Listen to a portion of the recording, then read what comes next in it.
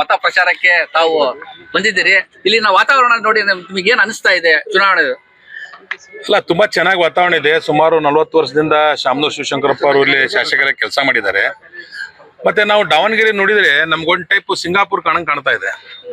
ಯಾಕಂದ್ರೆ ನಾವು ಬೆಂಗಳೂರು, ಮೈಸೂರು, ಹುಬ್ಳಿ, ನಾವೆಲ್ಲ ಹುಬ್ಳಿ ಧಾರವಾಡ ಪಕ್ಕ ಇರೋರು. ಅದನ್ನೆಲ್ಲ ನೋಡಿದಾಗ ತುಂಬಾ ಚೆನ್ನಾಗಿ ಅಭಿವೃದ್ಧಿ ಮಾಡಿದ್ದಾರೆ. ಎಲ್ಲಾ ಸಮಾಜದವ್ರನ್ನ ವಿಶ್ವಾಸಕ್ಕೆ ತಗೊಂಡು ಹೋಗಿದ್ದಾರೆ. ಆಮೇಲೆ ಜನರಿಗೆ ಅವ್ರ ಮೇಲೆ ಅಪಾರವಾದ ನಂಬಿಕೆ ಐತಿ. ಆದ್ದರಿಂದ 100ಕ್ಕೆ 100 ಅವರು ಅವ್ರ ಮೊಮ್ಮಗ ಸಮರ್ಥ ಅವರ ಅಜ್ಜವ್ರಿಗಿಂತ ಅತಿ ಹೆಚ್ಚಿನ ಲೀಡ್ಲಿ ಗೆಲ್ತಾರೆ ಅಂತೇಳಿ ನಮ್ಗೆ ವಿಶ್ವಾಸ ಇದೆ. ಸರ್, ಈಗ ಸಾಕಷ್ಟು ಗೊಂದಲ ಇತ್ತು, ಆಗಿರ್ಬೋದು, ಟಿಕೆಟ್ ವ್ಯವಸ್ಥೆ ಆಗಿರ್ಬೋದು, ಈಗೆಲ್ಲ ಗೊಂದಲಕ್ಕೆ ತೆರವು ಸಿಕ್ಕಿದೆಯಾ?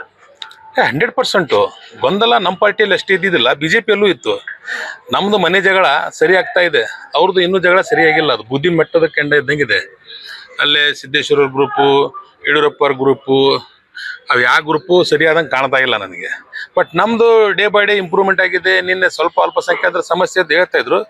ನಿನ್ನೆ ನಮ್ಮ ಮೈದಾನದಲ್ಲಿ ಆದಂಥ ಕಾರ್ಯಕ್ರಮ ನೋಡಿಬಿಟ್ರೆ ಜನ ಅಂತ ಭೀಕರವಾದ ಮಳೆ ಬಂದ್ರು ಕೂಡ ಕುರ್ಚಿ ತಲೆ ಮೇಲೆ ಇಟ್ಕೊಂಡಾದ್ರು ನಿಂತರು. ಸಿದ್ದರಾಮಯ್ಯ ಸಾಹೇಬ್ರ ಭಾಷಣ ಕೇಳೇ ಹೋದ್ರು ಜನರಿಗೆ. ಮೊದ್ಲೇ ಬಿಜೆಪಿಯಲ್ಲಿ ಒಂದೇ ಮನೆ 3 ಬಾಗ್ಲಾಗಿತ್ತು ಇದ್ದಂಗೆ ಹೇಳ್ತಾ ಇದ್ರು. ಈಗ ಕಾಂಗ್ರೆಸ್ ಪಕ್ಷದಲ್ಲಿ ಆ ತರ ವಾತಾವರಣ ಸೃಷ್ಟಿಯಾಗಿದೆ ಅಂತ ಜನ ಮಾತಾಡ್ಕೊಂತ ಇದ್ದಾರೆ. ಅಲ್ಲ, 3 ಬಾಗಲ ಅಂತೇಳಿ ಬರೀ ಮಾಧ್ಯಮದಲ್ಲಿ ಕ್ರಿಯೇಟ್ ಆಗಿತ್ತು. ಒಂದೇ ಬಾಗಲ ಇದೆ ನಮ್ದು. ಆದ್ರೆ ಅವ್ರದ್ದೇನು 3 ಬಾಗಲ ಇಲ್ಲ, 3 ಬಾಗಲನೇ ಆಗಿದಾವು. ಯಾಕೆ ಕಾಲಕ್ಕೆ ಒಂದಾಗೋದಿಲ್ಲ ಅದು. ನಮ್ಮ ಜಗಳ ಸಣ್ಣ ಸಣ್ಣವ್ರದ್ದು, ಕಾರ್ಯಕರ್ತರದ್ದು. ಅವ್ರದ್ದು ದೊಡ್ಡ ದೊಡ್ಡ ಜಗಳ. ನಾವೆಲ್ಲ ಒಂದಾಗ್ಬಿಟ್ವಿ ನಾವು. ಬರ್ತಾರೆ ಸರ್. ಜಿಲ್ಲೆಯಲ್ಲಿ 7 ಕ್ಷೇತ್ರ ಇದಾವು. ಅದರಲ್ಲಿ ಅಲ್ಪಸಂಖ್ಯಾತ ದಕ್ಷಿಣ ಭಾಗದಿದ್ದಾರ. ಸೊ ಈ ಬಾರಿ ಅಲ್ಪಸಂಖ್ಯಾತರ ಕೊಡ್ತೀನಿ ಅಂತ ಹೇಳಿದ್ರಂತ ಬಂದಿತ್ತು. ಬಟ್ ಕೆಲವೊಂದು ಟೈಮಲ್ಲಿ ನಾವು ಮುನ್ನ 28 ಕೊಡ್ತೀವಿ ಅಂತ ಹೇಳಕ ತಾವೇನ್ ಹೇಳ್ತೀವಿ ಸರ್? ಇಲ್ಲ, ಈಗ ಅಲ್ಪಸಂಖ್ಯಾತರಿಗೆ ಸ್ಥಾನಮಾನ ಕೊಡ್ಬೇಕಂತೇಳಿ, ಅವ್ರ ಗೌರವ ಕೊಡ್ಬೇಕಂತೇಳಿ ಈಗಾಗಲೇ ಒಬ್ಬರು MLC ಇದ್ದಾರೆ. ಈಗ ಮತ್ತೆ ನಮ್ಮ ಮುಂದೆ ಸ್ವಲ್ಪ ಮಂದಿಗೆ ಬೋರ್ಡ್ ಚೇರ್ಮನ್ಗಳಲ್ಲಿ ಅವಕಾಶ ಮಾಡಿಕೊಡ್ತೇನೆ ಅಂತ ಹೇಳಿದ್ದಾರೆ. ಆಮೇಲೆ ನಮ್ಮ ಪಕ್ಷದ ಸಂಪ್ರದಾಯ ಹೆಂಗಿದೆ ಅಂತ ಹೇಳಿದ್ರೆ, ಯಾರಾದರೂ ಹಾಲಿ ಶಾಸಕರು ನಿಧನ ಹೊಂದಿದ್ರೆ ಅವ್ರದ್ದು ಕುಟುಂಬಕ್ಕೆ ಕೊಡುವಂತ ಒಂದು ಸಂಪ್ರದಾಯ ಇದೆ. ಆ ಪ್ರಕಾರ ಅವ್ರ ಕುಟುಂಬಕ್ಕೆ ಕೊಟ್ಟಿದ್ದಾರೆ. 28ಕ್ಕೆ ಮತ್ತೆ ಎಲ್ಲ ಓಪನ್ ಇರುತ್ತೆ. ಎಲ್ಲರೂ ನಮ್ಮ ಕಾಂಗ್ರೆಸ್ ಪಕ್ಷದಲ್ಲಿ ಎಲ್ಲರಿಗೂ ಟಿಕೆಟ್ ಕೇಳೋ ಸ್ವಾತಂತ್ರ್ಯ ಇದೆ. ವಿಶೇಷವಾಗಿ ಅಲ್ಪಸಂಖ್ಯಾತರು ಮತ್ತೆ ನಾವು ಕಾಂಗ್ರೆಸ್ ಅಲ್ಲೇ ಕೇಳಬೇಕು. ಬಿಜೆಪಿ ಅವ್ರು ನಮ್ಗೆ ಓಟು ಹಾಕ್ಬೇಡ ಅಂತಾರೆ, ಓಟು ಕೇಳಬೇಡ ಅಂತಾರ ಅವರು. ಸರ್, 13 ಜನ ಅಲ್ಪಸಂಖ್ಯಾತರು ಹಾಕಿದ್ದಾರೆ ಇಂಡಿಪೆಂಡೆಂಟ್ ಆಗಿ. ಎಲ್ಲ ವೋಟ್ ಡಿವೈಡ್ ಆಗುತ್ತೆ ಸರ್? ಅಲ್ಲ, 13 ಜನ ಅಲ್ಪಸಂಖ್ಯಾತರು ಹಾಕಿದಷ್ಟೇ ಹೇಳ್ತಾ ಇದ್ದೀರಾ ನೀವು. ಆ ಕಡೆ 13 ಮಂದಿ ಹಾಕಿದ್ದಾರೆ. ಒಟ್ಟು ಎಷ್ಟು ಇಲ್ಲಿ ಕಾಂಟೆಸ್ಟ್? ಟೋಟಲ್ ಎಷ್ಟಿದ್ದಾರೆ? 26 ಜನ ಇದ್ದಾರೆ. 28 ಇದ್ದಾರೆ. ರಾಷ್ಟ್ರೀಯ ಪಕ್ಷದಳದ್ದು ಒಂದು ಬಿಜೆಪಿದು ಒಂದು ಕಾಂಗ್ರೆಸ್ 2 ಕ್ಯಾಂಡಿಡೇಟ್ ತಗೊಂಡ್ ಬಿಟ್ರೆ ಉಳಿದಿದ್ದೆಷ್ಟು? 26. 13 ಅಲ್ಪಸಂಖ್ಯಾತರು ಹಾಕ್ಯಾರ, 13 ಅವರು ಹಾಕಿದಾರಲ್ಲ. ಎರಡೂ ಕಡೆ ಇದ್ದೇ ಇದೆ ಅದು. ಬಟ್ ಯಾರ್ಯಾರು ಹಾಕಿದಾರಲ್ಲ ಇವರು ಆಟೋಮೆಟಿಕ್ಲಿ ಒಬ್ಬೊಬ್ಬರೇ ನಮ್ಮ ಕಾಂಗ್ರೆಸ್ ಪಕ್ಷಕ್ಕೆ ಸಪೋರ್ಟ್ ಮಾಡ್ತಾ ಬರ್ತಾ ಇದ್ದಾರೆ. ಅದ್ರ ಮಾಧ್ಯಮದಲ್ಲಿ ಬರೀ 13 ಅಲ್ಪಸಂಖ್ಯಾತರು ಹಾಕಿದಷ್ಟೇ ಮಾತಾಡ್ತಾ ಇದ್ದಾರೆ. ಆ ಕಡೆ ಅದು ಬಿಜೆಪಿಯಲ್ಲಿ 13 ಹಾಕಿದ್ ಹೇಳ್ತಾನೆ ಇಲ್ಲ. ಆ ಕಡೆ ಇವಾಗ ಲೆಕ್ಕ ಬರಲ್ಲ ಸರ್. ಈಗ ಅಲ್ಪಸಂಖ್ಯಾತರದಲ್ಲಿ 13 ಜನ ಗೊಂದಲ ಇರೋದು ನಿಮ್ಮ ಪಕ್ಷದಲ್ಲಿ ಅಂತ? ಅಲ್ಲ ಸರ್, ಇದು ಮಾಧ್ಯಮ ಕ್ರಿಯೇಟ್. ಇದು ಎಲ್ಲಿ ಗೊಂದಲ ಇದೆ? ಅಲ್ಪಸಂಖ್ಯಾತರ ಓಲೈಕೆಗೆ ಶಾಸಕರೆಲ್ಲ ಬಂದು ಸರ್, ಅಲ್ಪಸಂಖ್ಯಾತರ ಓಲೈಕೆಗೆ ನಾವು ಕಾಂಗ್ರೆಸ್ ಶಾಸಕರು ಬಂದಿದ್ದೀವಿ. ಇತರೆ ಸಮಾಜದ ಓಲೈಕೆಗೆ ಎಲ್ಲಾ ಸಮಾಜದ ಶಾಸಕರು ಕಾಂಗ್ರೆಸ್ ಪಾರ್ಟಿಯಿಂದ ಬಂದಾರೆ, ಬಿಜೆಪಿಯಿಂದ ಬಂದಿದ್ದಾರೆ. ಚುನಾವಣೆ ಮಾಡ್ತಾ ಇದ್ದೀವಿ. 100% 100ಕ್ಕೆ 100 ಇದು ಕಾಂಗ್ರೆಸ್ಸಿನ ಭದ್ರಕೋಟೆ. ಈಗ ನಾವೆಲ್ಲ ಗೆದ್ದಿದ್ದೆಲ್ಲಿ? ಬಿಜೆಪಿಯ ಭದ್ರಕೋಟೆಯಲ್ಲಿ ಗೆದ್ದು ಬಂದೀವಿ. ನಮ್ಮ ಭದ್ರಕೋಟೆ ಬಿಟ್ಟು ಕೊಡ್ತೇವ ನಾವು? ಬಸವರಾಜ ಬೊಮ್ಮಾಯಿ ಅವ್ರ ಕ್ಷೇತ್ರದಲ್ಲಿ ಅದು 30 ವರ್ಷದಿಂದ ಬಿಜೆಪಿ ಪಾಲಾಗಿದ್ದ ಕ್ಷೇತ್ರ. ಅವ್ರ ಮಗನನ್ನು ಸೋಲಿಸಿ 13,500 ಲೀಡ್ಲಿನ ಗೆದ್ದು ಬಂದಿದ್ದೀನಿ.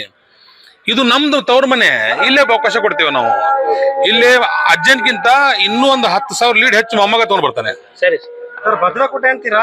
ಈ ಸಲ ನೋಡಿದ್ರೆ ನಿಮ್ಮ ಎಲ್ಲ ಕ್ಯಾಬಿನೆಟ್ ಎಲ್ಲ ಇಲ್ಲೇ ದಾವಣಗೆರೆ ಅಲ್ಪ ಮತದಲ್ಲಿ ಮಾಡಬಹುದು. ನೋಡಿದ್ರೆ ಬಹಳ ಆಗ್ತದೆ. ಅಲ್ಲ, ನಮ್ ಕ್ಯಾಬಿನೆಟ್ ಅಲ್ಲ, ಸಿಎಂಗಳು ಯಾವಾಗ್ಲೂ ಬರ್ತಾ ಇದ್ದಾರೆ ಸರ್. ಉಪಚುನಾವಣೆಯಲ್ಲಿ ಅಲ್ಲೇನು ವಿಜೇಂದ್ರ ಅವ್ರು ಬಂದ್ರು, ಯಡಿಯೂರಪ್ಪ ಅವ್ರು ಬಂದ್ರು, ಸದಾನಂದ ಗೌಡರು ಬಂದ್ರು, ಜಗದೀಶ್ ಶೆಟ್ಟರು ಬಂದ್ರು. ಅವ್ರು ಭಯ ನೋಡಿ ಪಕ್ಷದಿಂದ ಉಚ್ಚಾಟನೆ ಆದಂತ ಯತ್ನಾಳವ್ರಿಗೂ ಕರೆಸಿ ಪ್ರಚಾರ ಮಾಡಿಸ್ತಾ ಇದ್ರು. ಅವರು ತಾವೇ ಉಚ್ಚಾಟನೆ ಮಾಡಿ ತಮ್ಮ ಅಭ್ಯರ್ಥಿಗೆ ಉಚ್ಚಾಟನೆ ಆದವರಿಂದ ಪ್ರಚಾರ ಮಾಡ್ತಾ ಇದ್ದಾರೆ. ಅಂದ್ರೆ ಯಾರು ವೀಕು? ನಾವೇ. ಅವರು ಶ್ರೀರಾಮ್ ಅವರು ಹೇಳಿದ್ರು ದಾವಣಗೆರೆ ಬೆಣ್ಣೆ ದೋಸೆ ಅಂತಾರೆ, ಬೆಣ್ಣೆ ದೋಸೆನೇ ಒಂದೇ ಮನೆತನಕ್ಕೆ ನೀಡಿದ್ದಾರೆ ಅಂತ ಹೇಳ್ತಾರೆ ಶ್ರೀರಾಮ್. ಆ ಪ್ರಶ್ನೆ ಅವ್ರಿಗೆ ಸೂಟೇಬಲ್ ಆಗೋದಿಲ್ಲ. ಯಾಕಂದ್ರೆ ಅವರು ತಮ್ಮ ಸಿಸ್ಟರ್ಗೆ MP ಮಾಡಿದ್ರು, ತಾವು MLA ಆದ್ರು. ಯಡಿಯೂರಪ್ಪ ಅವರು ಮುಖ್ಯಮಂತ್ರಿ ಇದ್ರು, ಅವ್ರ ಮಗ MP ಇದ್ರು, ಅವ್ರ ಮಗ MLA ಆದ್ರು. ಅದು ಸೂಟೇಬಲ್ ಆಗುತ್ತೆ ಅವಾರ್ಡ್ ಅವ್ರಿಗೆ. ಅದು ಒಂದೇನೋ ಒಂದು ಟೈಮಲ್ಲಿ ಕುಟುಂಬ ರಾಜಕಾರಣ ಅಂತೇಳಿ ಮಾತಾಡ್ತಿದ್ರು. ಈ ಕುಟುಂಬ ರಾಜಕಾರಣದ ಲಿಸ್ಟ್ ನೋಡಿದ್ರೆ ಅವರೇ ನಂಬರ್ 1 ಇದ್ದಾರೆ. ಈ ಮಾತು ಅವ್ರಿಗೆ ಸೂಟೇಬಲ್ ಆಗೋದಿಲ್ಲ. ಈಗ ಶಾಮನೂರಲ್ಲಿ ಕೊಟ್ಟರು, ಈಗ ಮಲ್ಲಣ್ಣವ್ರಿಗೆ ಕೊಟ್ಟರು, ಈಗ ಅವ್ರ ಮಗ ಕೊಟ್ಟಿದ್ದಾರೆ, ನೆಕ್ಸ್ಟ್ ಅವ್ರು ಸೊಸೆ ಬರ್ತಾರೆ, ಅವ್ರಿಗೆ ಕೊಡ್ತೀರಾ? ಅಲ್ಲ ಹಂಗೇನಿಲ್ಲ, ಪ್ರಜಾಪ್ರಭುತ್ವ ಇದು. ಎಂಡ್ ಆಫ್ ದ ಡೇ ಎಲ್ಲರೂ ಕೊಡ್ಬೇಕು. ಕೊನೆ ಪಕ್ಷ ಗೆಲುವಿನ ಮಾನದಂಡನ ನೋಡ್ಬೇಕಲ್ಲ. ಪಕ್ಷದ ಸರ್ವೆಯಲ್ಲಿ ಎಲ್ಲ ಮಾಡಿದಾಗ ಸ್ವಲ್ಪ ಗೆಲುವಿನ ಅಭ್ಯರ್ಥಿಗಳಿಗೆ ಎಲ್ಲರೂ ಅದನ್ನ ಅಪೇಕ್ಷೆ ಪಡ್ತಾರೆ. ಮೂಲ ಕಾರ್ಯಕರ್ತರ ಮತ್ತೆಲ್ಲ ಹೋಗ್ಬೇಕು ಸರ್. ಅಲ್ಲ ಮೂಲ ಕಾರ್ಯಕರ್ತರಿಗೆ ಈಗಾಗಲೇ MLC ಮಾಡಿದ್ದಾರೆ. ಆಮೇಲೆ 28ಕ್ಕೆ ಓಪನ್ ಇದೆ ಅಂತ ಹೇಳ್ತಾ ಇದೀವಲ್ಲ. ನಾಯಕರಾದ ಜಮೀರ್ ಅವರು ಅಲ್ಲ ಸರ್, ಅವ್ರಿಗೆ ಕೇಳೋ ಜವಾಬ್ದಾರಿ ಹಾಕಿದ್ದಾರೆ. ಈಗ ನನಗೆ ಇಲ್ಲಿ ದಾವಣಗೆರೆ ಜವಾಬ್ದಾರಿ ಹಾಕಿದ್ದಾರೆ, ರಹೀಮ್ ಖಾನ್ ಅವರಿಗೆ, ನಸೀರ್ ಅಹಮದ್ ಅವರಿಗೆ ಬಾಗಲಕೋಟೆ ಜವಾಬ್ದಾರಿ ಹಾಕಿದ್ದಾರೆ. ಆಮೇಲೆ ನಮ್ಮ ರಿಜ್ವಾನ್ ಅರ್ಷದ್ ಅವರಿಗೆ, ಸಲೀಂ ಅಹಮದ್ ಅವರಿಗೆ ಜವಾಬ್ದಾರಿ ಹಾಕಿದ್ದಾರೆ. ಹಲವಾರು ಕಡೆ ಚುನಾವಣೆ ನಡೀತಾ ಇರೋದ್ರಿಂದ ಎಲ್ಲರೂ ನಾವು ಜವಾಬ್ದಾರಿ ಹಂಚ್ಕೊಂಡು ಹೋಗ್ತಾ ಇದೀವಿ. ಅಲ್ಲ ಅದು ಜಮೀರ್ ಅಹಮದ್ ಖಾನ್ ಅಭಿಮಾನಿ ಬಳಗ ಬಹಳ ದೊಡ್ಡದಿದೆ, ಅವ್ರು ಬಂದಿಲ್ಲ ಅಂತ ಎಲ್ಲ ಅವರಿಗೆ ಕೊರಗಿದೆ ಅಂತ ನಾವು ಅವ್ರ ಅಭಿಮಾನಿ, ನಮ್ ಕಳಿಸಿದಾರಲ್ಲ ಅವರು, ನಾವು ಅವ್ರ ಅಭಿಮಾನಿನೇ. ಬರ್ತಾರೆ ಬರ್ತಾರೆ.